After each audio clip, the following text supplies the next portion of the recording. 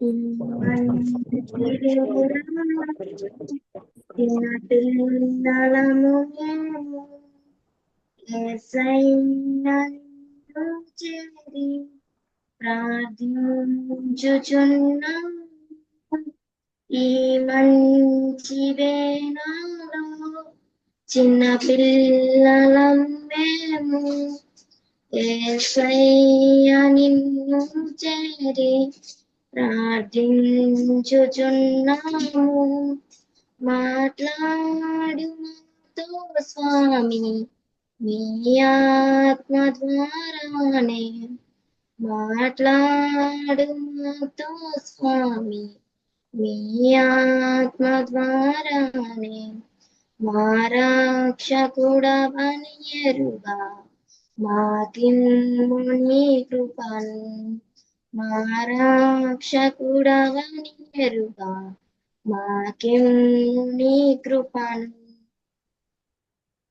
పరిశుద్ధ గుప్తాన్ని మీకు ఉన్నది మీకే శుద్ధాలయం మర్చిపోవాలని కలిసి మమ్మల్ని క్షమించనేసి అలాగా నేను కలిసి కుదిరిపినాను మమ్మల్ని మీరు ఎక్కడ కింద బతికించినాను మీకే వందాలేసి వాళ్ళని వేసి ఇసై సండే స్కూల్ డ్రైవింగ్ మేమందరం ఇచ్చిన సమయాన్ని బట్టి మీకే వందాలేసి ఇసై సమయం చూడకి ఎంతో మంది నశించిపోతున్నారు ఏసియా అట్లా నన్ను మమ్మల్ని చేయకుండా మమ్మల్ని రెడ్ల కింద భద్రపరుస్తున్నది కూడా మీకే వందాలేసి ఇసైకి మీరే మా తోడండి ఇసై సండే స్కూల్ డ్రైవింగ్ వేసి మేమన్నీ మేము నేర్చుకుంటున్నాం మా చుట్టూ మీరే కంచిపోయింది ఎక్కడ ఏసీ శ్రద్ధగా వెళ్ళమన్నట్లు కూడా దయచేయమని మీరే మా తోడేనండి ఏసీ వాళ్ళు చెప్పాను మాకు అర్థంగా ఉన్నట్లు కూడా దయచేయమని మీరే మా తోడండి ఇంకా జాయిన్ అవ్వాల్సిన అక్వాలు చుట్టూ మీరే కంచండి అక్వాలు తొందరగా జాయిన్ అవ్వాలన్నట్లు కూడా దయచేయమని మీరే మా తోడైన చేసిన పద్ధతి తప్పులు పెట్టి మరణించి చేసినామన్నా తండ్రి ఆమెన్. ఓకే అన్నాళ్ళు వీడియో ఆన్ చేసి ఉంచండి ఓకేనా. ఓకే మనం నిన్న చెప్పుకున్న లెసన్ ఏంటి ఎవరైనా చెప్తారా? Wordless book wordless book yeah wordless book. Wordless book అందరికి అర్థమైందా? అర్థమైంది. ఓకే అర్థమైంది. ఎంతమంది బుక్ ప్రిపేర్ చేసుకొని వచ్చారు? నేను చేశాను అక్క చూపించండి అక్క మీ వీడియో చూపిస్తాను ఒక్క నిమిషం.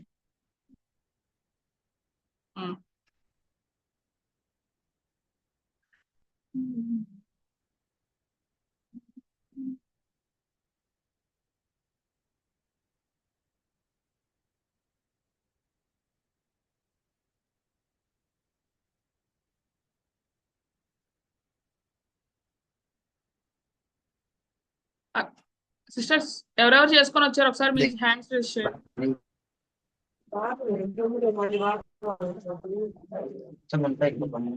వెరీ గుడ్ అక్క. ఒకసారి ఎక్స్ప్లెయిన్ చేస్తారా?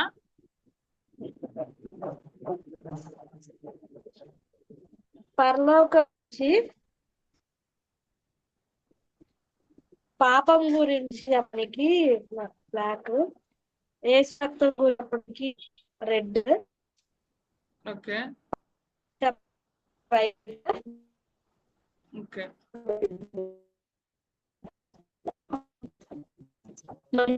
కాపాడుకుంటూ ఉండడానికి గ్రీన్. వెరీ గుడ్ సూపర్ అక్క. శ్వేత అక్క క్లాస్ తీసుకోండి. 1 2 3 4 5 6 7 8 9 10 20 30 40 50,000 సూపర్ వెరీ గుడ్. ఇంకా ఇంకెవరు చేశారు? హెప్సీ చూపిస్తావా?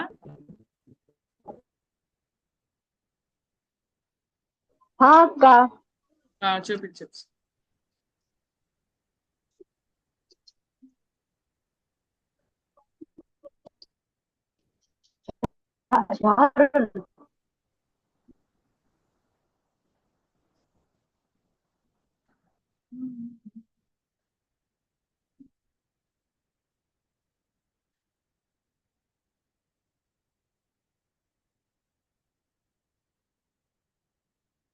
ఓకే ఎల్లో అక్క. ఎల్లో ఎందుకు? మీరు పిల్లలకి ఎలా ఎక్స్ప్లెయిన్ చేస్తారో అలా చెప్పాలి. పిల్లలకి ఎలా చెప్తారా? ఇది ఎల్లో, ఇది గ్రీన్, ఇది రెడ్ అని చెప్తారా? ఎలా చెప్తావు నువ్వు? పిల్లలకి ఎలా చెప్తావు చెప్పు. పరలోకంకి గుర్తక్క. ఓకే. బ్లాక్ పాపమునకు, ఆ రెడ్ రెడ్ రక్షణ, రెడ్ రక్షణ. వైట్ పరిశుద్ధత. రెడ్ ఎందుకు? రెడ్ ఎందుకు? ఏసే రక్తానికి.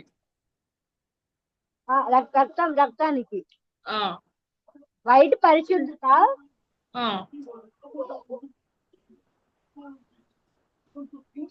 గ్రీన్ ఆత్మలో ఎదుగుదల.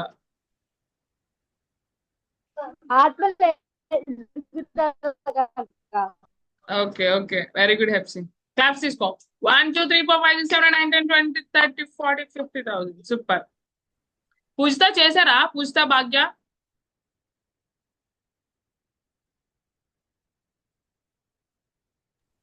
చేయలేదక్క. చేయలేదా? అయ్యో, ఇంకా ఇంకెవరు చేశారు? శృతి, చిన్నమ్మక్క, మహి, శ్రావణి, సువచ్చలక్క, ఎవరు చేయలేదా? శారం చేసావా? ఆ శారం చూపించు.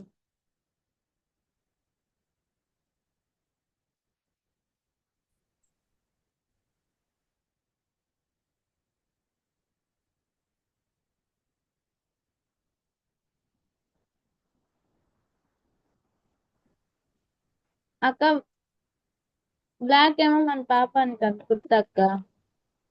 మన పాపం పోవాలంటే వేసే రక్తంలో కడగాలి. ఓకే. కడిగిన తర్వాత మనం పరిశుద్ధులం అవుతాం. గ్రీన్ అంటే ఇంకా దేవుళ్ళో ఎదుగుతా, చెట్లాగా ఎదుగుతా ఉండటం. ఓకే. ఎల్లో అంటే పర్లోకం. అయితే మనకి గోల్డ్ ముందు రావాలి షారు. పెడితే ముందు వెనక 2 చోట్ల పెట్టొచ్చు, లేకపోతే ముందుండేలా చూడాలి. ఫస్ట్ వాళ్ళకి పరలోకం గురించి చెప్పిన తర్వాత ఆ పరలోకం నుండి మనల్ని ఏదవుతుంది, పాపం అవుతుంది కాబట్టి సో ఫస్ట్ మనం గోల్డ్ పెట్టి దాని తర్వాత సిన్ పెట్టాలి. ఓకేనా?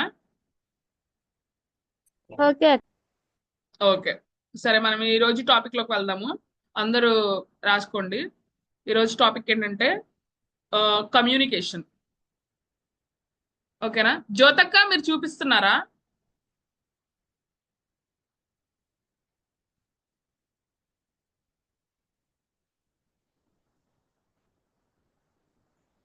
రోజు చాలా చాలా తక్కువ మంది వీడియో ఆన్ చేస్తున్నారు. మరి ఇక్కడే మనం చెప్పిన మాట వెనకపోతే రేపు మనం సండే స్కూల్కి వెళ్ళినప్పుడు పిల్లలు మనం చెప్పిన మాట ఎలా అంటారు చెప్పండి? చెప్పిన వరకు చాలా తక్కువ మంది చేసుకొని వస్తున్నారు. దయచేసి ఇచ్చిన వరకు ఇచ్చినట్లు మీరు మ్యాక్సిమం చేసుకొని రావడానికి ట్రై చేయండి, సరేనా? ఎందుకంటే మనం పిల్లలకు చెప్పే ముందు మనమే మాదిరిగా ఉండాలి.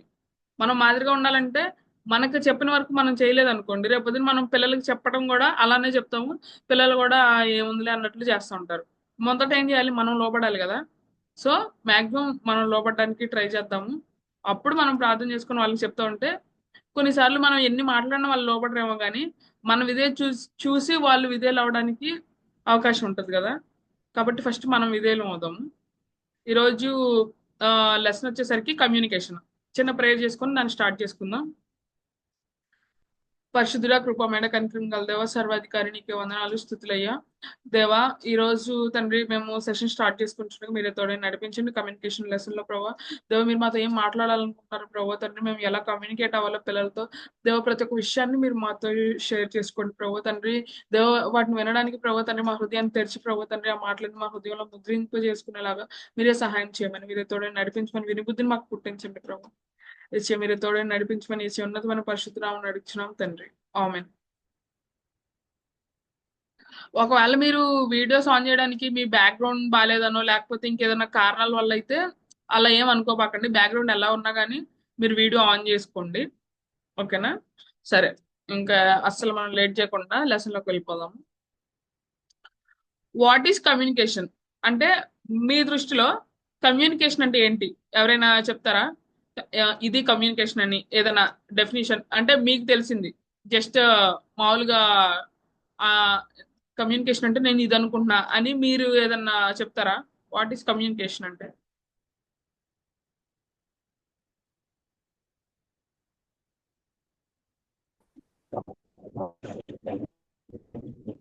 ఏంటి కమ్యూనికేషన్ అంటే ఏంటి?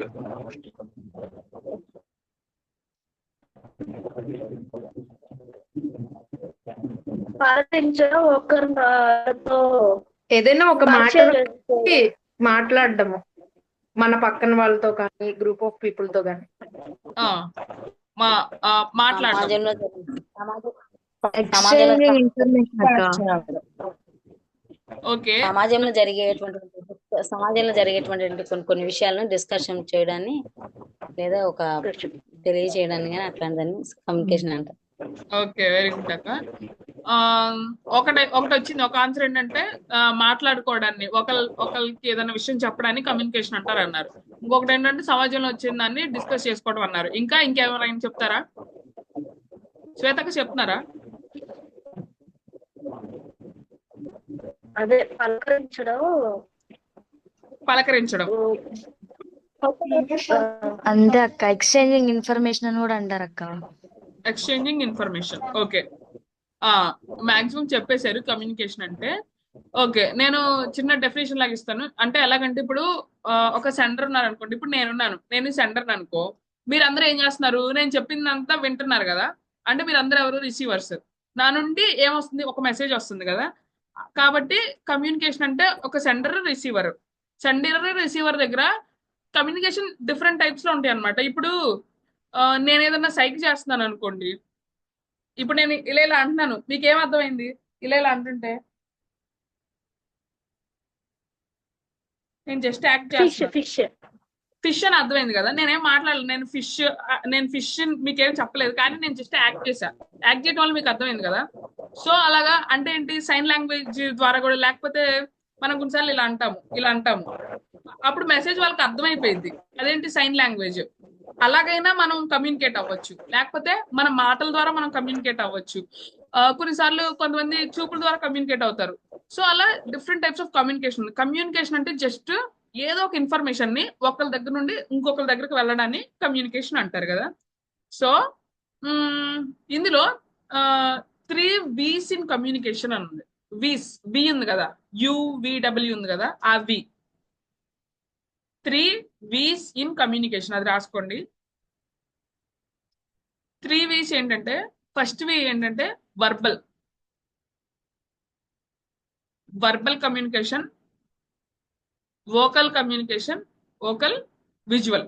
అంటే కమ్యూనికేషన్ లోనే ఈ 3: వర్బల్, వోకల్, విజువల్స్.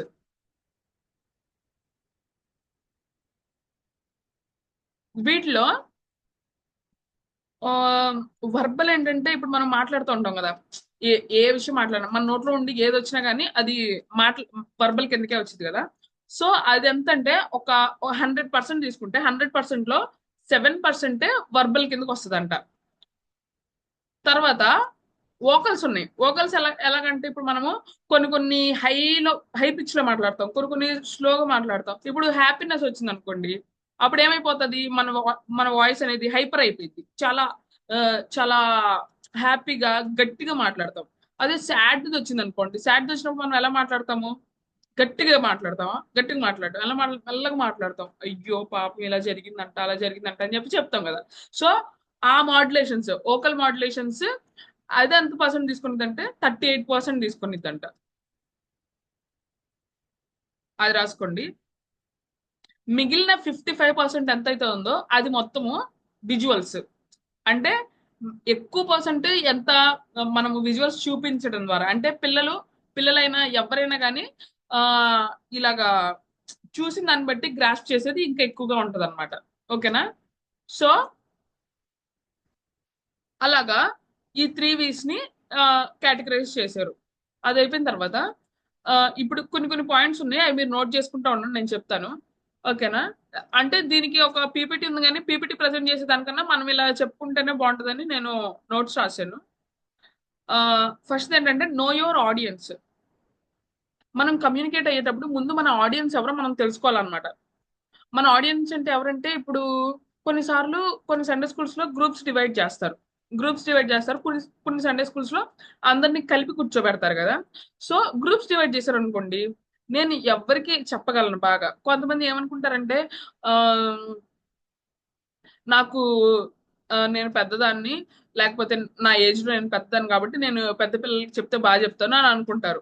అలా కాదు, మనము ఏ మైండ్ సెట్ తో ఆ, ఆ, ఏ మైండ్ సెట్ కి మనం బాగా చెప్పగలము. పెద్దవాళ్ళు అనుకోండి, వాళ్ళకి ఏంటంటే వాళ్ళు సైలెంట్ గానే ఉంటారు, కానీ మనకి సైలెంట్ గా ఉన్న పిల్లల్ని కంట్రోల్ చేసే కెపాసిటీ ఉంది అనుకోండి, అప్పుడు మనం చిన్నపిల్లల్ని తీసుకోవడం మంచిది కదా. లేకపోతే కొన్నిసార్లు వీళ్ళు ఉన్నారనుకోండి, ఎవరు ఇప్పుడు మనం బాగా రీసెర్చ్లు చేస్తున్నాము, లేకపోతే ఇప్పుడు బైబిల్లో ఒక స్టోరీ ఉందనుకోండి, ఆ స్టోరీ ఏ టైంలో రాశారు, తర్వాత ఆ స్టోరీ ఏ ప్లేస్ లో ఓ, చెప్పారు, మీకు మామూలుగా లెసన్ ప్రిపరేషన్ అప్పుడు చెప్పే ఉంటారు ఎలా తీసుకోవాలనేది, అది ఏ టైంలో జరిగింది, తర్వాత ఆ ఆ ఉన్న ప్యాసేజ్ మనం ఎన్నిసార్లు చదవాలి, ఆ, అది ఏ ఏ ప్లేస్ లో జరిగింది, తర్వాత ఇంకా చాలా చాలా దాని హిస్టరీ తెలుసుకొని అవన్నీ తెలుసుకొని వస్తే ఇప్పుడు మామూలుగా 10th క్లాస్ పిల్లలు, లేకపోతే 8th 9th పిల్లలు, వాళ్ళకేంటి మనం బ్యాక్గ్రౌండ్ చెప్తే వాళ్ళు ఇంకెక్కువగా ఇంట్రెస్ట్ గా వింటూ ఉంటారు అనమాట. అంటే వాళ్ళ ఎడ్యుకేషన్ ఏంటి, ఎక్కువ హిస్టరీస్ ఇవన్నీ ఉంటాయి కదా, అలా ఐక్యూ లెవెల్ బేస్ చేసుకొని మనం చెప్తా ఉంటే వాళ్ళు ఇంకా కొంచెం కాన్సన్ట్రేషన్ గా వింటారు. అదే చిన్నపిల్లలు అనుకోండి, మనం మంచిగా బొమ్మలు చూపించి ఆ బొమ్మలతో కొన్ని కొన్ని ఎక్స్ప్రెషన్స్ ఇస్తే చెప్పగలం అనుకోండి, అప్పుడు మనం చిన్నపిల్లల్ని తీసుకోవచ్చు. అలాగా అంటే మనం ఆ, మన ఆడియన్స్ ఎవరు, మనం చిన్నపిల్లలకి వెళ్తామా, వాళ్ళ లెవెల్ ఆఫ్ ఎడ్యుకేషన్ ఎలా ఉంది, వాళ్ళకి మనం ఎలా చెప్పగలం, లేకపోతే మనం జూనియర్స్కి వెళ్తున్నామా, మనము సీనియర్స్కి వెళ్తున్నామా, అది మనం చూసుకునే వాళ్ళగా ఉండాలి. తర్వాత emotional emotional receptivity. Emotional receptivity అంటే ఏంటంటే, మనం లెసన్ చెప్పేటప్పుడు మన ఎమోషన్స్ ని కూడా కొన్ని కొన్ని చేంజ్ చేస్తూ ఉండాలి. అంటే ఆమ్, ఎలా చెప్తాము, ఇప్పుడు ఏసయ్య ఏసయ్య జననం నుండి మరణం వరకు ఉంది. ఏసయ్య జననం నుండి మరణం వరకు మనకి చాలా చాలా డిఫరెంట్ టైప్స్ ఆఫ్ ఎమోషన్స్ వస్తూ ఉంటాయి కదా. ఎలాగంటే ఇప్పుడు ఏం చెప్తాం, కానాను విందు ఉంది. కానాను విందు దగ్గర ఏసయ్య నీలం ద్రాక్షరసంగా మార్చాడు. ఏసయ్య నీలం ద్రాక్షరసంగా మార్చినప్పుడు ఆ ఎంత సంతోషం వేసింది, అక్కడ ఉన్న ప్రజలందరికీ సంతోషమే కదా. సంతోషంగా ఉన్నప్పుడు మనం ఎలా చెప్పాలి, చాలా హ్యాపీగా హై పిచ్ లో చెప్తాం. అదే ఇప్పుడు లాజర్ స్టోరీ దగ్గరికి వచ్చాం అనుకోండి, లాజర్ స్టోరీ దగ్గరికి వచ్చినప్పుడు ఆ ఎలా చెప్తాము, నార్మల్ వాయిస్ లో చెప్పాం అనుకోండి, మరి లాజర్ చనిపోయాడంట, అక్కడ వాళ్ళందరూ ఏడుస్తున్నారంట, ఆ లేకపోతే ఇంకా నవ్వుతా చెప్పాం అనుకోండి, లాజర్ చనిపోయాడంట, అక్కడ ఉన్న వాళ్ళందరూ ఏడుస్తున్నారంట, వాళ్ళ అక్క వాళ్ళు ఇద్దరు ఏడుస్తున్నారు, అయితే అక్కడికి వేసి వచ్చాడు తెలుసా అని అనుకోండి, వాళ్ళందరూ ఎట్లా ఉంది చెప్పండి. ఆ ఈ కథ అంతగా అనిపించదు, లెసన్ అంతగా అనిపించదు. అదే మనము బాధపడతా అంటే ఏడుస్తా అంటే మనం అందరం ఏడ్చేసి చెప్పడం కాదు, కొంచెం మన వాయిస్ మాడ్యులేషన్ మారుస్తాం అంతే. ఆ లాజర్ చనిపోయాడు తెలుసా పిల్లలు, అయితే ఊర్లో వాళ్ళందరికీ ఎంతో బాధగా ఉంది, వాళ్ళ అక్క వాళ్ళు ఇద్దరు బాగా ఏడుస్తున్నారు, ఏసీ వస్తారని, ఏసీ కోసం ఎంత ఎదురు చూసారు తెలుసా, వాళ్ళ సమాధి పెట్టులో కూడా పెట్టేశారంట, ఇంకా ఏసీ రావట్లేదని వాళ్ళు ఎంతో బాధపడుతున్నారు. అయితే ఆ ఆ సమాధిలో కూడా పెట్టేశారు, సమాధి గుహ ఉంది కదా అందులో కూడా పెట్టేశారు. పెట్టిన తర్వాత పిల్లలు 4 రోజులకి వేసి వచ్చాడు, 4 రోజుల తర్వాత వేసి వచ్చాడు పిల్లలు. అప్పుడు వేసి వచ్చిన తర్వాత ఏం చేస్తాం, మనం మార్చేస్తాం. ఏం మారుస్తాం, ఇంకా అప్పుడు సాడ్నెస్ లేదు. ఏసీ వచ్చిన తర్వాత ఏమైంది, ఏసీ వచ్చిన తర్వాత లాజర్ లేపాడు, అప్పుడు అందరూ హ్యాపీగా ఉన్నారు.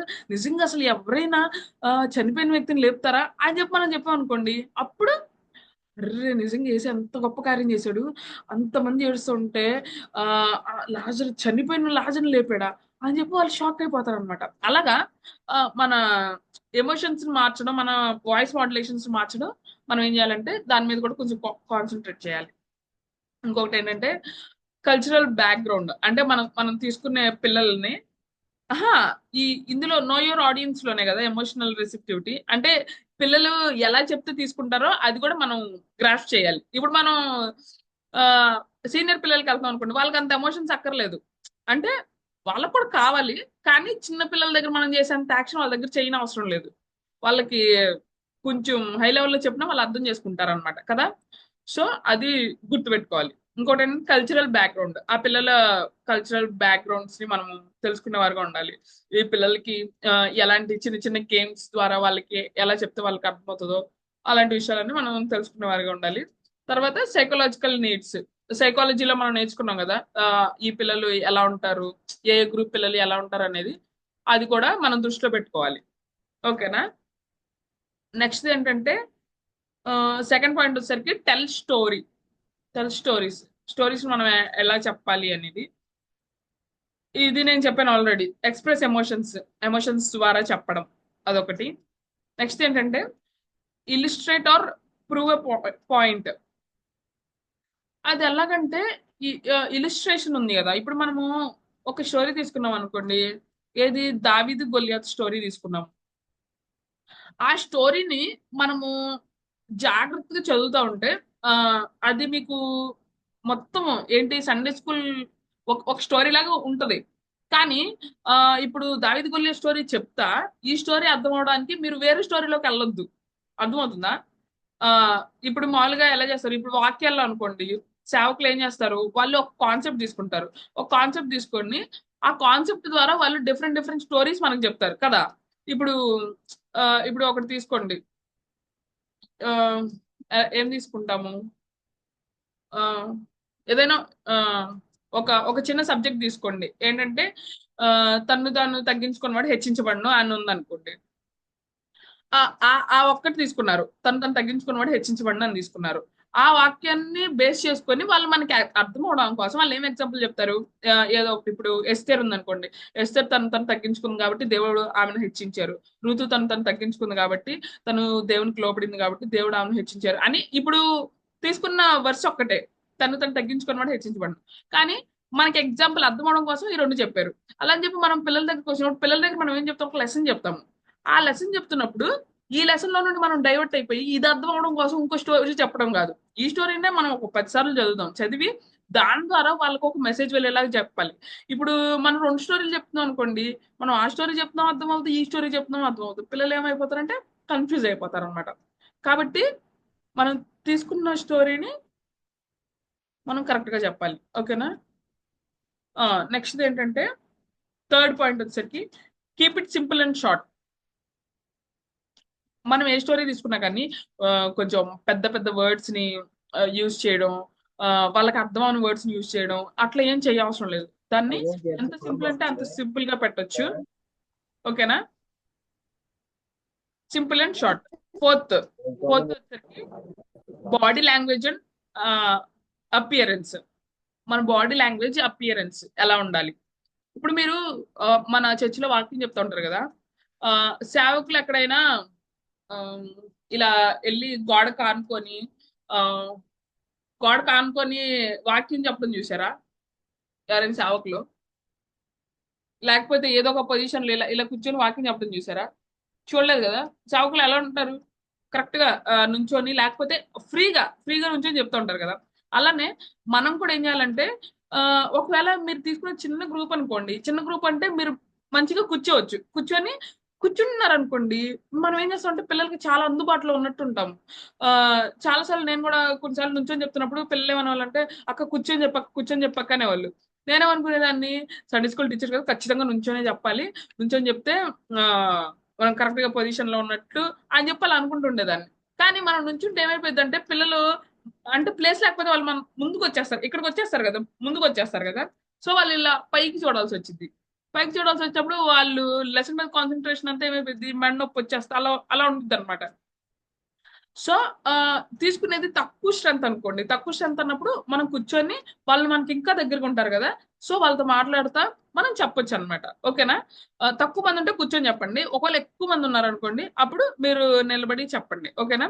నిలబడి చెప్పినప్పుడు కూడా మనము ఇలా చేతులు కట్టేసుకొని అంటే ఏదో చదువుతున్నట్లు చెప్పడం కాదు, ఫ్రీగా మీరు హ్యాండ్ మూమెంట్స్ చేస్తా అలాగా మనం ఏం చేయాలంటే లెసన్ ఎక్స్ప్లెయిన్ చేయాలి. మాక్సిమం మన దగ్గర విజువల్స్ ఉన్నాయి అనుకోండి, విజువల్స్ ఉంటే అసలు మన పొజిషన్ అంతా మారిపోయింది. మనం చూపిస్తా చెప్తాము, లేకపోతే మనం యాక్షన్ చేస్తే చెప్తాము, అలా చెప్తాము. ఓకేనా? బాడీ లాంగ్వేజ్ అండ్ అపియరెన్స్ ని మనము జాగ్రత్తగా చూసుకోవాలి. ఇంకొక విషయం ఏంటంటే, ఖచ్చితంగా సండే స్కూల్ టీచర్ అనేవాళ్ళు చున్నీ వేసుకొని వెళ్ళాలి. ఓకేనా? ఇక్కడ అందరూ గర్ల్స్ ఉన్నారు కాబట్టి, బ్రదర్స్ ఉంటే ప్యాంట్ షర్ట్. అదే హెచ్సి ఏంటి హ్యాండ్ రైజ్ చేసావు?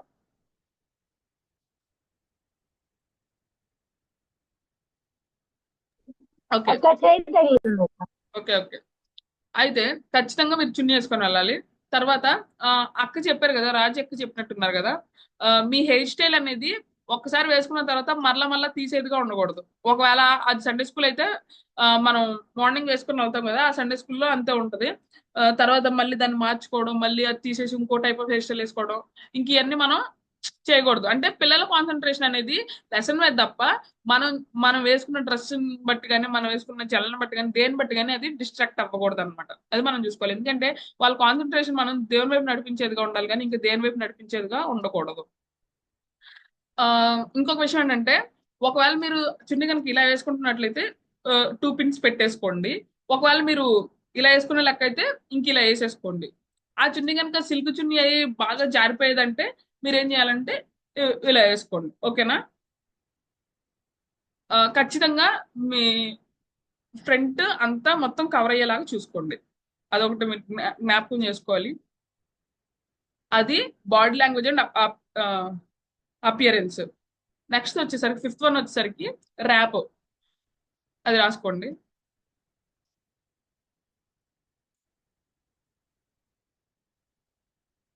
ర్యాపో ర్యాపో నథింగ్ బట్ అది ఒక టైప్ ఆఫ్ కమ్యూనికేషనే. అంటే ర్యాపో ఏంటంటే మనకి ఒకరితో మంచి సంబంధం ఉంది అనుకోండి. ఇప్పుడు మన ఫ్రెండ్స్ ఉంటారు కొంతమంది, ఒక 5 మెంబర్స్ ఫ్రెండ్స్ ఉన్నారు అనుకోండి. ఆ 5 మెంబర్స్ లో మన బెస్ట్ ఫ్రెండ్ ఒకరు ఉంటారు. ఆ 5 మెంబర్స్ తో మనం మాట్లాడేది వేరు, మన బెస్ట్ ఫ్రెండ్ తో మనం మాట్లాడేది వేరు.